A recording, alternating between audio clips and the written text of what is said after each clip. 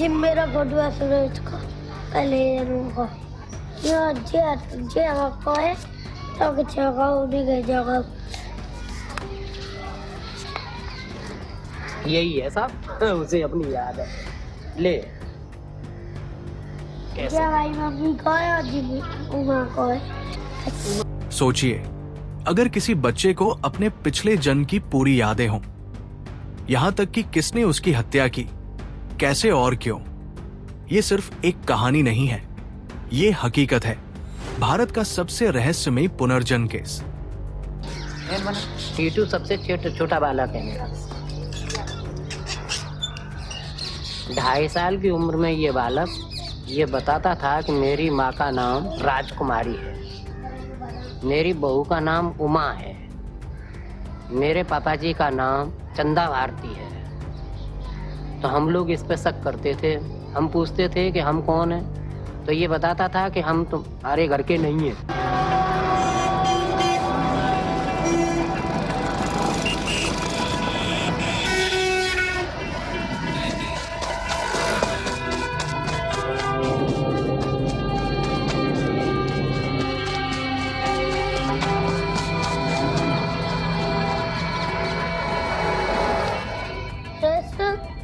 मुझे दुकान पर लिख रही है स्टूडियो वाला कोई भी कहानी पता पड़ेगी भैया लाएगा अच्छा लिख के। साल 1983 28 अगस्त शाम का समय आगरा की एक गली में सुरेश वर्मा अपनी फिएट कार में अपनी दुकान बंद करके घर लौट रहे थे। जैसे ही वो अपने घर के पास पहुंचे उन्होंने हॉर्न बजाया ताकि उनकी पत्नी मुख्य गेट खोल सके, लेकिन तभी घात लगाए बैठे 2 हमलावरों ने उन पर ताबड़तोड़ गोलियां चला दी।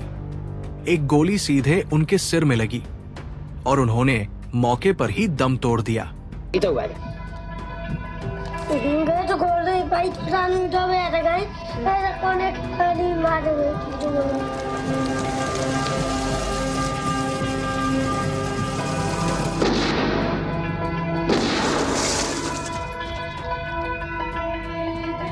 तो वहाँ कोठी के पास ही पहुंचे थे, 2-3 हॉर्न दिए थे, उसमें हम निकल के आए और भी आदमी थे, बल्कि वो निकल के आए। जब तक मतलब काफ़ी जोर से आवाज़ आई थी और उस आवाज़ में सबने कहा कि सुरेश की गाड़ी की स्टेपनी खराब हो गई है, मगर जब गोलियों की आवाज़ थी बाहर निकल के देखा तो मैंने कहा अंदर आई है, तो आई नहीं। मैंने सोचा कि इस कंडीशन में कभी आते भी नहीं है। मैं गाड़ी के पास गई और मैंने ऐसा लगा तो हाथ पे लगे थे, मेरी सीधी चीख निकल गई किसी ने गोली मारी है।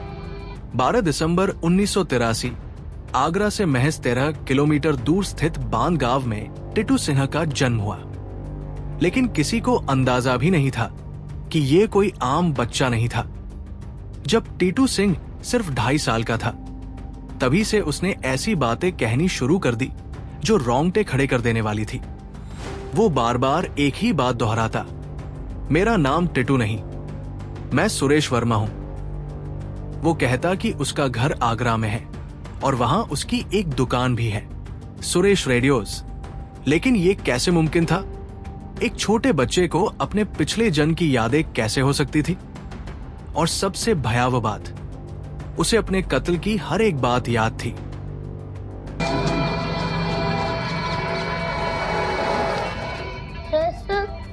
मुझे दुकान पर लिख रही है स्टूडियो वाला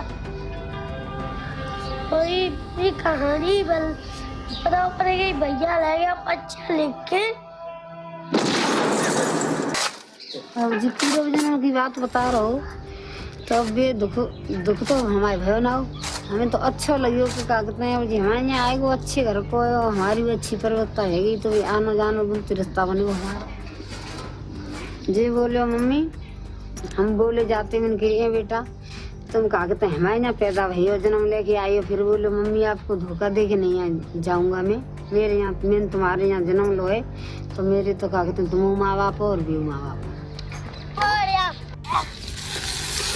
जी बोलो हम तो अपने घर में जाएंगे, तुम पे कितने किलो लोट रहे हम पे जा पाए, हम तो आगरी हमारी दुकान है, आगरी हमारे बच्चा है, हम सब छोड़े तुम्हारे आएंगे ना। टीवी रेडियो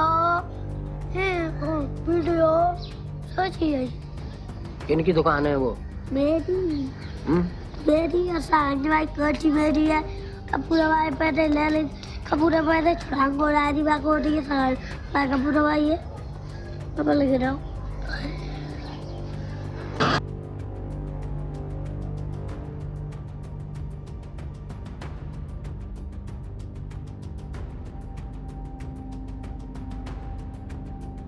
फिर आया वो दिन जिसने सबको हिला कर रख दिया।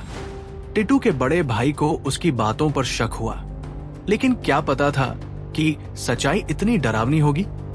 वो आगरा पहुंचे और वहां जाकर एक अजीब सच सामने आया। उन्होंने एक दुकान देखी, रमेश रेडियोज, जिसे उमा देवी चलाती थी, एक विधवा। और जब उन्होंने उमा से पूछा कि उनके पति कौन थे, जवाब सुनकर उनके पैरों तले जमीन खिसक गई। रमेश वर्मा। मेरे घर वालों ने यह फैसला किया कि मैं आगरे जाकर पता करूं कि जो मेरा छोटा भाई टीटू बोलता है वो सच है कि नहीं।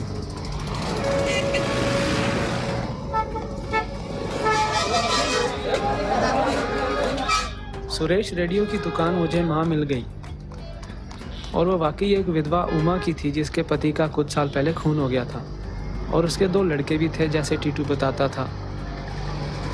ये अजीब सा तो लगा ही मेरे को।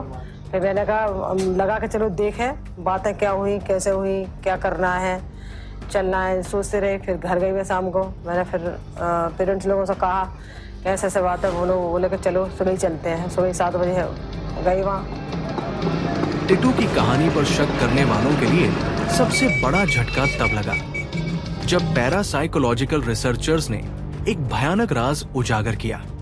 Doctor N K. Chadda, Delhi university, और doctor Antonia Mills, university of Virginia, United States of America, ने टिटू के केस की गहराई से जांच की और जो उन्होंने पाया वो किसी हॉरर फिल्म से कम नहीं था। टिटू के दाएं माथे पर एक अजीब सा गहरा निशान था और जब उन्होंने सुरेश वर्मा की ऑटोप्सी रिपोर्ट चेक की तो सच सामने आया। यही वो जगह थी जहां गोली लगी थी।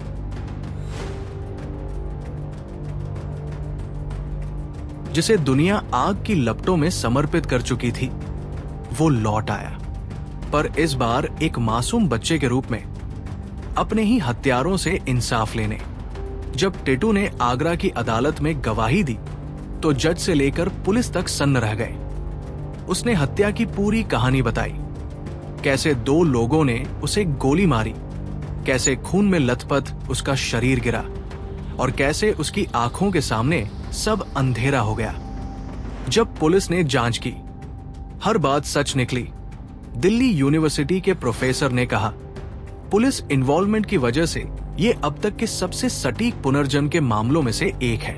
आखिरकार कानून का फैसला आया और फिर इंसाफ हुआ। कातिलों को सजा दी गई और एक मासूम बच्चे ने अपना बदला ले लिया।